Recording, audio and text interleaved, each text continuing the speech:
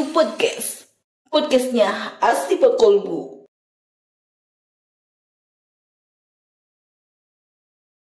Bismillahirrahmanirrahim. Assalamualaikum warahmatullahi wabarakatuh. Waalaikumsalam warahmatullahi wabarakatuh. Berjumpa lagi di ASQ Podcast, podcastnya Astiva Kolbu yang disponsori oleh Grafindo Media Pratama dan juga Bank Syariah Indonesia. Apa kabar sahabat Ashifa di rumah? Semoga sahabat Ashifa selalu diberikan kesehatan dan juga kelancaran dalam menjalankan ibadah puasa. Bersama saya Betty Ambarwati yang akan menemani sahabat Ashifa dalam menunggu waktu berbuka puasa.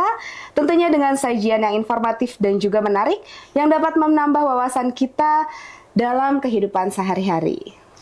Baik sahabat Ashifa, hari ini kita kedatangan bintang tamu yang spesial dan juga luar biasa. Karena memang sebelum-sebelumnya di setiap harinya ASQ Podcast ini menghadirkan bintang tamu yang selalu luar biasa dan salah satunya adalah hari ini. Sahabat Ashifa di rumah, langsung saja kita sapa yaitu Bapak Raden Muhammad Hasan. Assalamualaikum Pak Hasan. Waalaikumsalam warahmatullahi wabarakatuh. Masya Allah Pak Hasan, bagaimana kabarnya hari ini? Alhamdulillah kabarnya baik. Bu Betty sendiri gimana? Alhamdulillah kabarnya baik.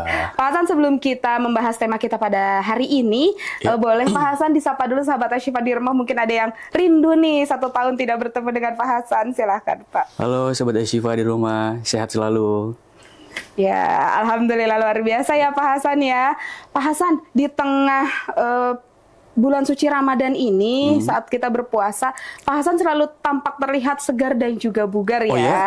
Iya, terlihat sekali. Apa sih Pak tipsnya nih kita sebelum masuk ke tema kita nih? Tipsnya yang pertama mungkin ya kita jaga kesehatan kita ya.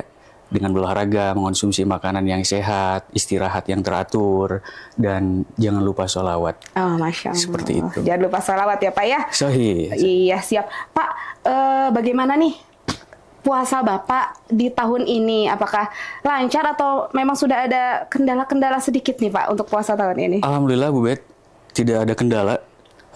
Di tahun ini puasa lancar, walaupun kita tahu ya cuaca. Iya, betul sekali. Begitu berubah-ubah ya, Iya. kadang panas, kadang hujan, Iya. tidak menentu.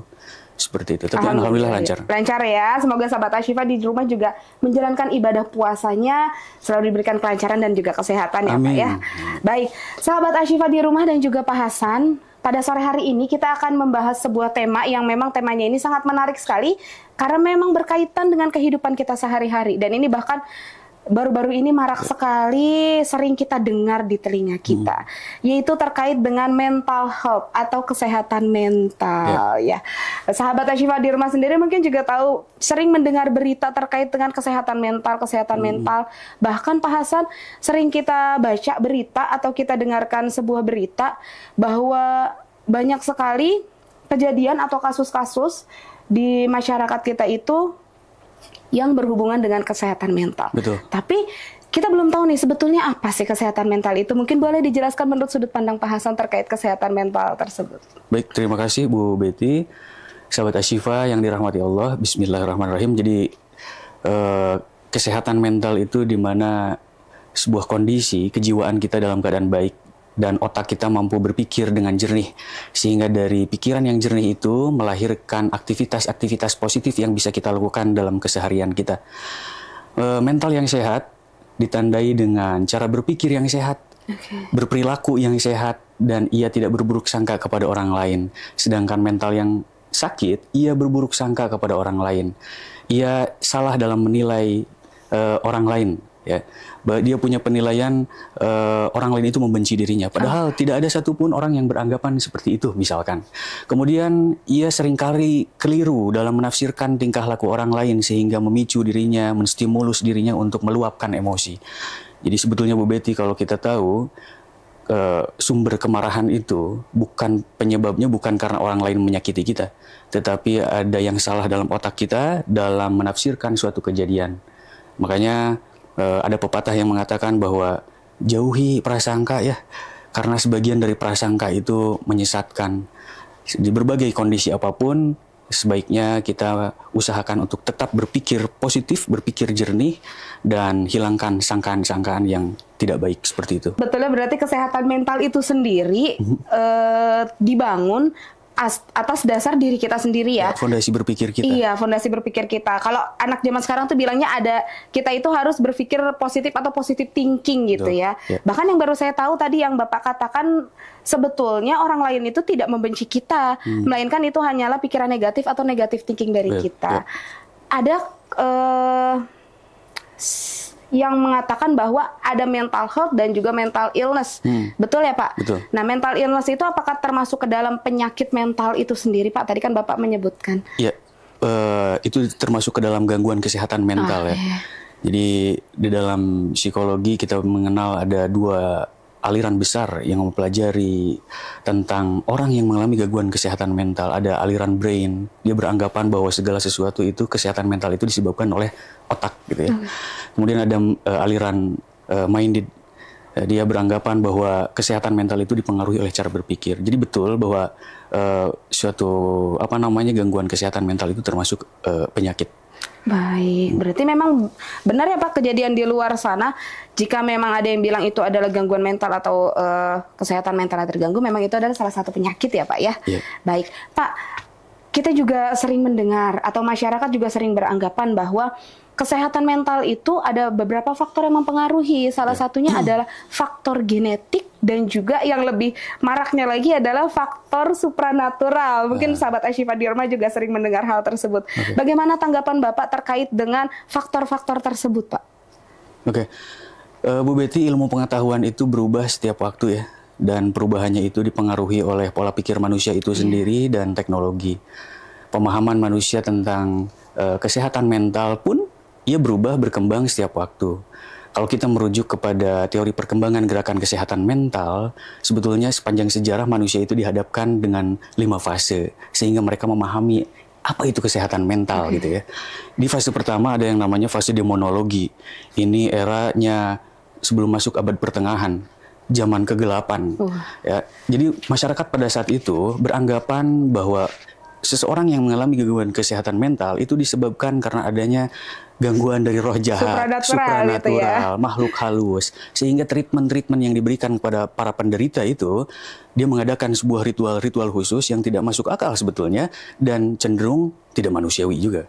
Nah, selesai di fase pertama, demonologi, kemudian manusia bergerak, tumbuh, berkembang, dan maju, dan berhadapan dengan fase yang kedua, di mana disebut dengan fase pengenalan medis. Manusia yang mengalami gangguan kesehatan mental pada fase ini diperlakukan secara manusiawi. Mereka dilakukan pendekatan-pendekatan medis oleh para ahli medis, tetapi walaupun begitu masih tetap mendapatkan pertentangan dan intervensi dari kaum-kaum sebelumnya, demonologi. Selesai di fase kedua, kemudian manusia juga bergerak, maju, tumbuh, berkembang, dan menghadapi fase yang ketiga. Di fase ini disebut dengan fase revolusi. Kenapa disebut dengan fase revolusi? Karena memang bertepatan dengan adanya revolusi Prancis pada saat itu. Dan di zaman itu manusia mulai mengenal adanya rumah sakit jiwa. Di mana para penderita gangguan kesehatan mental di situ ditanganin lebih manusiawi lagi. Selesai di fase ketiga, kemudian manusia bergerak maju, tumbuh, berkembang, dan menghadapi fase keempat. Di fase keempat ini namanya fase psikologis, bahwa para peneliti pada saat itu, juga masyarakatnya beranggapan bahwa orang-orang yang mengalami gangguan kesehatan mental itu tidak cukup ya dilakukan treatment medis. Maka pada saat itu dikenal ada sebuah treatment yang sifatnya psikologis, ada psikoterapi, di mana di dalamnya ada analisa mimpi dan hipnotis, itu bagian dari psikoterapi. Selesai di fase keempat, kemudian manusia juga bergerak maju, tumbuh, berkembang, dan menghadapi fase kelima.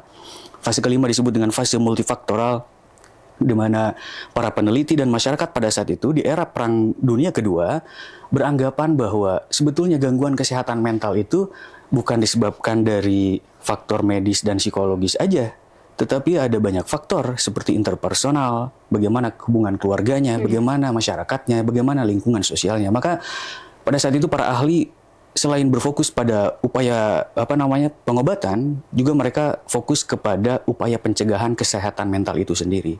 Jadi sebetulnya manusia modern yang masih mempunyai kepercayaan bahwa gangguan kesehatan mental itu disebabkan oleh adanya gangguan dari roh jahat, makhluk halus, supranatural, tidak salah. Toh masyarakat masa lampau itu juga mempercayai dan itu menjadikan sebuah fase gitu. Tetapi bahwa kemudian itu dijadikan sebuah kepercayaan yang absolut, saya pikir itu tidak tepat gitu. Seperti itu, Bu Bet. Baik, memang berarti memang terdahulunya mempercayai kesehatan mental itu memang adanya dari gangguan supranatural ya Pak. Betul. Tapi memang seiring berjalannya waktu lebih modern lagi, lebih logis lagi, dan akhirnya banyak sekali faktor yang mempengaruhi kesehatan mental itu sendiri ya Pak. Betul. Nah Pak, apakah tadi Bapak menyebutkan ada hipnoterapi, ada juga menyebutkan hipnotis. Ya? Hipnotis.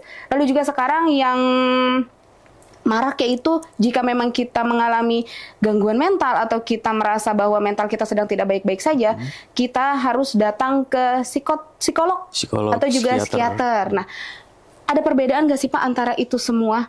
Apakah semua terapi itu bisa membantu kita untuk menumbuhkan mental kita yang sehat lagi? Perbedaan yang dimaksud adalah? Dari kan kalau yang dari terdahulu itu dimulai dari ada hipnoterapi, lalu juga ada hipnotis, sekarang marak itu ada hipnotis, hipnoterapi, kemudian analisa mimpi itu adalah bagian dari kesatuan ilmu psikologi. Ya, jadi ilmu psikologi itu dia mempunyai treatment di dalamnya untuk menganalisa seseorang apakah dia mengalami gangguan kesehatan mental atau tidak, seperti itu. Psikiater itu orangnya, Bu Bet. Jadi saya baru paham nih, mungkin sahabat Ashifa di rumah juga baru memahami ternyata memang dari hipnoterapi, hipnotis, bahkan juga dari mimpi ya Pak ya. Betul. Itu adalah cara atau media untuk kita mengetahui bagaimana seseorang itu mengalami gangguan mental atau tidak. Nah, medianya lalu juga perantaranya adalah psikoterapi ataupun juga psikolog ya. Di dalam psikoterapi itu ada metode yang tadi saya sebutkan, hipnotis ya. Kemudian apa tadi yang kedua tuh, analisa mimpi. Seperti itu. Jadi itu bagian dari metode dari psikologi untuk menggali, menganalisa bahwa seseorang itu mengalami gangguan kesehatan mental sih atau enggak gitu.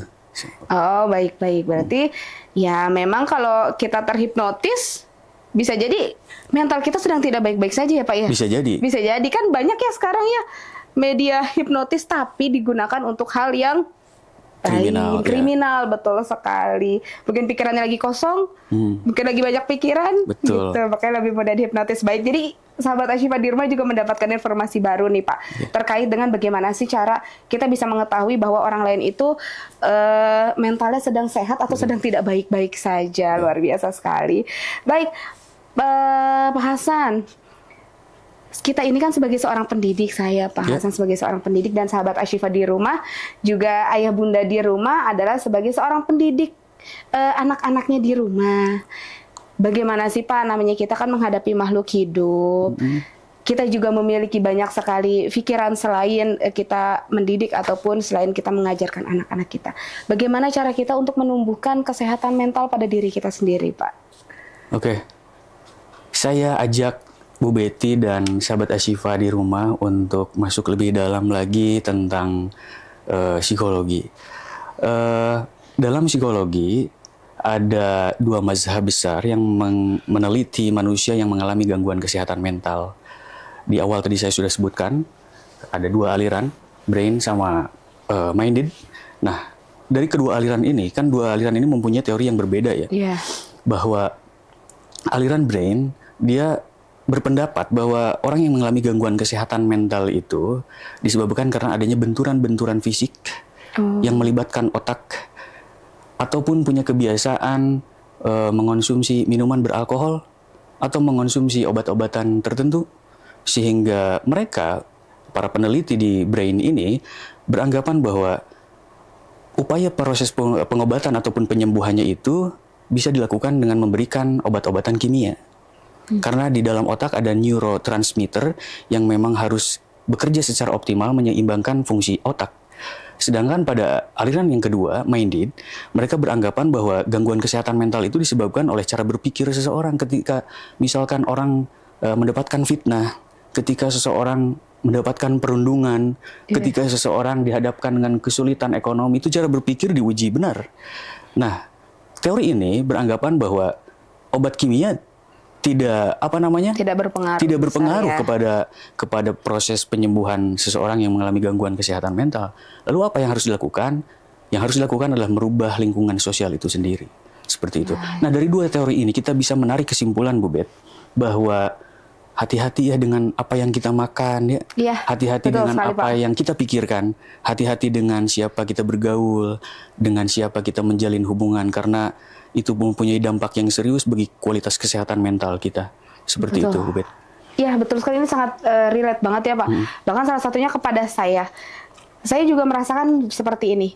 Ketika saya memiliki sebuah masalah, dan masalah itu saya pikirkan berlarut-larut gitu, Pak.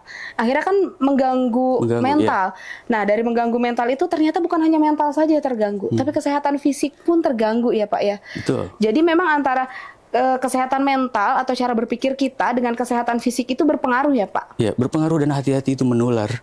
Oh gitu, jadi menular ya, Pak? Ya. Jadi nanti ketika saya cerita atau ketika nanti saya membawa pengaruh buruk, dan itu akan menular kepada orang lain ya, Menularkan, Pak? betul. Oh, berarti wah, sangat mengkhawatirkan sekali sebetulnya ya, Pak, terkait dengan kesehatan mental ini.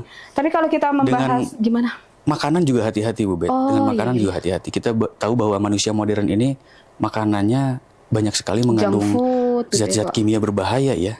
Iya. Ada ayam. Ayam itu kalau misalkan dia bisa tumbuh subur, gemuk, itu kan diberikan pakan yang mengandung arsenik ya.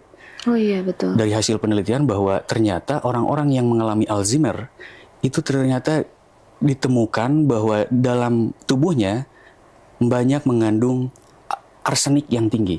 Oh, baik. Dulu ada di era 90-an ada aktivis HAM namanya Munir, almarhum Munir. Iya, saya dengar itu. Itu tewas di saat perjalanan ya, di dalam pesawat ya. Setelah dia lakukan otopsi, ternyata di dalam tubuh almarhum itu banyak sekali ditemukan zat kimia, arsenik. Itulah yang menyebabkan almarhum Munir tewas. Jadi memang hati-hati dengan makanan di era modern ini. Iya, banyak sekali zat-zat kimia berbahaya yang bisa mempengaruhi kesehatan mental kita. Nah, betul Pak. Yang saya khawatirkan, malah yang lebih saya khawatirkan lagi adalah di era-era seperti ini, remaja, anak-anak kita itu, namanya makanan ya Pak, kita sudah untuk menjaga, mereka lebih senang untuk makan makanan yang cepat saji, junk food. Iya betul, jangankan anak-anak, saya pun saat ini juga kalau melihat makanan yang cepat saji juga masih tertarik gitu. Dan mungkin itu ya yang membuat kita lebih mudah untuk terkena serangan penyakit apapun. Betul. Salah satunya adalah gangguan mental tadi ya. Banyak anak-anak yang sekarang sering mengatakan, aduh lagi insecure. Itu kan salah satu penyakit mental ya Pak, insecure itu ya. Iya, tidak percaya diri. Iya betul. Lalu juga lagi, bahasa anak zaman sekarang ya Pak, lagi insecure. Lalu juga lagi mentalnya tidak baik-baik saja, butuh healing gitu. Nah itu ternyata makanan mempengaruhi sekali ya Pak ya. Baik, luar biasa sahabat Ashifa di rumah, ayah bunda. Ternyata memang makanan itu sangat mempengaruhi dalam kehidupan kita, salah satunya dalam kesehatan mental kita. Bukan hanya tentang masalah-masalah kehidupan kita, ternyata juga makanan sangat mempengaruhi. Luar biasa Pak Hasan membahas terkait dengan kesehatan mental atau membahas terkait dengan psikologi, kejiwaan itu kan memang sangat panjang ya, sangat luas dan sangat menarik sekali karena memang ini berkaitan erat, berkaitan langsung dengan kehidupan kita sehari-hari. Nah, saya mau atau sahabat Ashifa di rumah juga ingin mendengarkan pesannya dari Pak Hasan.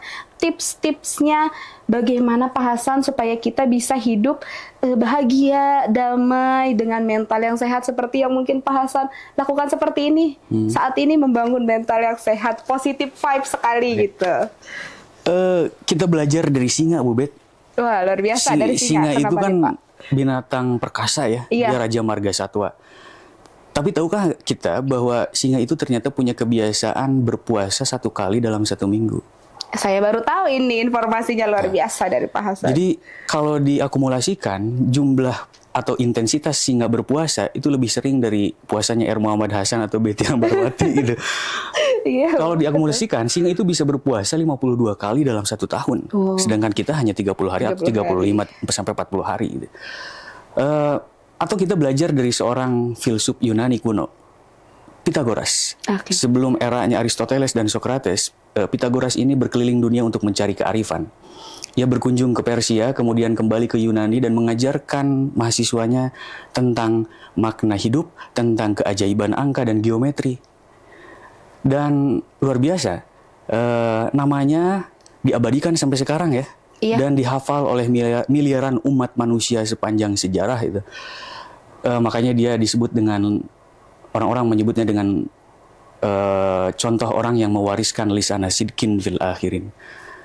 Dan perlu kita ketahui bahwa Pitagoras juga ternyata mewajibkan para mahasiswanya itu berpuasa terlebih dahulu selama 40 hari sebelum mereka belajar tentang filsafat dan yang lain-lain gitu. Karena Pitagoras menemukan fakta bahwa orang yang berpuasa itu ternyata berpikirnya lebih jernih dan lebih siap dalam menerima ilmu pelajaran apapun gitu. Nah, dari sini kita bisa belajar bahwa dua cara yang bisa kita lakukan untuk menjaga kesehatan mental adalah dengan berpuasa. Ini adalah momentumnya tepat di bulan Ramadan. Jadi puasa itu mengajarkan kita atau mendidik perut kita, puasa juga mendidik pandangan kita, puasa mendidik pendengaran kita, puasa mendidik pikiran, mendidik hati, mendidik lisan kita. Sehingga kita nanti setelah puasa bisa terlahir sebagai insan yang mempunyai kesehatan mental dan luangkan waktu untuk berolahraga. Masya Allah, ternyata tipsnya bagi kita umat muslim itu sesimpel itu ya Pak, yaitu berpuasa. Kenapa saya bilang simpel Pak? Karena kan memang kita sebagai umat muslim sudah terbiasa berpuasa. Walaupun minimnya adalah puasa 30 hari dalam 1 tahun, tapi setidaknya kita sudah terbiasa dengan hal tersebut. Berarti cara menumbuhkan kesehatan mental atau kebahagiaan itu salah satunya cukup dengan cara berpuasa ya Cara Pak, berpuasa. Terkait kebahagiaan seseorang, ya, betul, Bu Betty, kebahagiaan, Pak. Kebahagiaan itu relatif ya. Kebahagiaan saya dengan Bu Betty ataupun dengan sahabat Ashifa itu berbeda. Berbeda, ya. Dan takarannya pun pasti berbeda gitu. Saya ajak lagi untuk mengenal istilah dalam psikologi. Di dalam psikologi ada sebuah penelitian yang penelitiannya itu hanya mengamati orang-orang yang hidupnya bahagia selama berbulan-bulan gitu. Dan dari hasil penelitian itu kemudian melahirkan sebuah aliran besar dalam psikologi yang membahas tentang psikologi positif. Psikologi positif bukan berarti ada psikologi negatif atau yang lain bersifat negatif, tidak seperti itu. Yang dimaksud dengan psikologi positif ini adalah dia mempelajari positive emotion, emosi-emosi positif, cinta, harapan, ya, kasih sayang dan lain sebagainya. Nah, di dalam psikologi positif bercabang lagi Bu Bet. Ada dua aliran besar yang mempelajari tentang kebahagiaan. Ada hedonisme di dalamnya. Kalau kita punya pandangan bahwa kebahagiaan itu adalah sesuatu yang bersifat materialistik ataupun jasmani, ataupun kepuasan sesaat, misalkan Bu Betty baru bahagia kalau misalkan Bu Betty beli sepatu yang harganya 1 miliar misalkan ya. Luar biasa. Atau misalkan kita baru bahagia kalau misalkan kita makan makanan yang enak dan mahal. Itu adalah hedonisme yang mengarah kepada kecenderungan hedonismenya Cyrenaic. Kalau kita punya pandangan bahwa kebahagiaan itu adalah sesuatu yang misalkan bersifat sosial, intelektual, maka kita punya kecenderungan bahwa kita menganut hedonismenya Epicurus. Jadi misalkan seperti ini, bahwa kebahagiaan itu ketika kita berjumpa dengan orang yang sudah lama kita tidak jumpai gitu, orang yang kita sayangi tapi sudah lama tidak dalam berjumpa seperti itu, maka itu adalah kebahagiaan hedonisme Epicurus. Kalau kita punya pandangan bahwa kebahagiaan itu adalah sebuah perilaku yang baik, yang kemudian dari kebaikan itu bisa memunculkan kebahagiaan yang lain, maka kita punya kecenderungan bahwa itu kita agak condong ke utilitarianisme kebahagiaannya. Tetapi dalam sudut pandang Islam, kebahagiaan itu bisa kita peroleh dengan cara bersyukur atas apa yang Allah berikan kepada kita. Pada akhirnya. Kemudian kita juga bisa ridho atas ketetapan Allah. Kemudian kita bisa menjaga harmoni dengan alam, dan tentunya kita bisa berpikir positif dan berbuat baik untuk semesta. Seperti itu, Bet. Wah, luar biasa, Masya Allah. Bapak ternyata bahagia itu banyak sekali jalannya, banyak sekali caranya, dan bahagia itu adalah relatif ya Pak untuk setiap Betul. orang ya Pak, karena memang berbeda-beda. Berarti sebetulnya kita bisa aja menumbuhkan bahagia kita dari sudut pandang manapun. Ya. Salah satunya tadi saya menarik sekali Pak Hasan mengatakan bahwa dari sudut pandang Islam bahagia itu dengan cara bersyukur. Bersyukur. Mungkin itu tadi yang saya belum atau kita belum sadari, ternyata dengan cara bersyukur itu adalah salah satu cara untuk kita bahagia ya Pak. Betul, ya. Bu Betty. Luar biasa sahabat Ashifa, ternyata dengan cara bersyukur itu adalah salah satu cara untuk kita dapat membahagiakan diri kita sendiri. Ikhlas, betul ya Pak ya? Lalu juga menerima segala ketetapan Allah. Baik, Pak Hasan, luar biasa sekali pembahasan kita pada sore hari ini terkait dengan kesehatan mental. Semoga apa yang Pak Hasan sudah sampaikan terkait kesehatan mental ini dapat menjadi pelajaran baru untuk saya, untuk sahabat Ashifa di rumah, bahwa memang kesehatan mental itu banyak sekali jenisnya, kesehatan mental itu banyak sekali penyebabnya, kesehatan mental itu juga banyak sekali caranya untuk menumbuhkannya. Pak Hasan, sebelum kita tutup untuk podcast kita pada sore hari ini, boleh berikan pesan kepada sahabat Ashifa dulu agar sahabat Ashifa tetap hidup sehat, tetap hidup bahagia. Pesan dari saya buat sahabat Ashifa di rumah, puasa ini kan caranya Allah untuk menyehatkan tubuh kita ya. Ini tandanya bahwa Allah itu sayang sama kita. Betul. Allah peduli sama tubuh kita. Betul. Allah saja peduli dan sayang sama tubuh kita. Masa iya kita tidak peduli dan sayang terhadap tubuh kita? Maka dari itu, buat sahabat Ashifa di rumah, dimanapun berada, lebih semangat lagi untuk berpuasa supaya kesehatan mental dan fisik kita tetap terjaga. Seperti itu. Baik, terima kasih. Semangat sahabat Ashifa di rumah. Terima kasih Pak Hasan untuk pembahasannya pada sore hari ini. Luar biasa sekali kita dapat mengetahui tentang kesehatan mental, yang mana kesehatan mental itu sangat banyak jenisnya. Salah satunya tadi saya kutip sedikit lagi nih, ada cinta kasih sayang ya Pak ya. Betul. Cinta dan juga kasih sayang. Jangan lupa menumbuhkan rasa cinta kasih sayang antar sesama umat, antar sesama keluarga, antar sesama masyarakat dimanapun. Betul. Karena itu adalah salah satu cara agar kita dapat hidup damai, bahagia, dan juga selalu dalam kesehatan mental yang baik.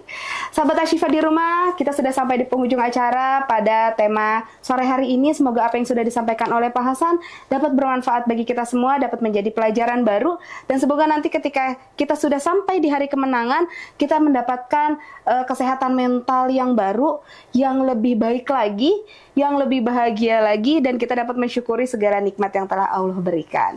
Saya Betty Ambarwati dan Bapak Raden Muhammad Hasan, sekali lagi terima kasih sudah mau hadir di ASQ Podcast. Salam untuk keluarga di rumah dan semoga sehat selalu. Terima kasih, mohon maaf jika ada salah kata. Wabillahi taufiq wal hidayah. Wassalamualaikum warahmatullahi wabarakatuh. Waalaikumsalam warahmatullahi wabarakatuh.